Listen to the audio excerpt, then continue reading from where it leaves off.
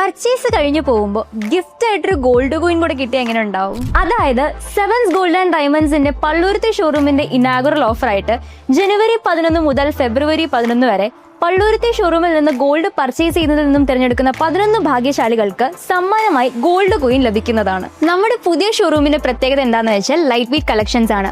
Gold rate ഒരുപാട് ഉയർന്നു നിൽക്കുന്ന സാഹചര്യത്തിൽ നമുക്ക് വാങ്ങിക്കാൻ പറ്റിയ ബെസ്റ്റ് ഓപ്ഷനാണ് light weight jewellery. Light weight ജ്വല്ലറിയുടെ ഒരുപാട് കളക്ഷൻ നമ്മുടെ സെവൻസ് ഗോൾഡ് ആൻഡ് ഡയമണ്ട്സിൽ അവൈലബിൾ ആണ്. അതുകൂടാതെ നിങ്ങളുടെ കയ്യിലുള്ള പഴയ ആഭരണങ്ങൾ അന്നത്തെ ഗോൾഡ് റേറ്റിൽ എക്സ്ചേഞ്ച് ചെയ്ത് പുതിയ ആഭരണങ്ങൾ വാങ്ങിക്കാവുന്നതാണ്. അപ്പോൾ മറക്കണ്ട, Sevens gold and diamonds Palluruthy.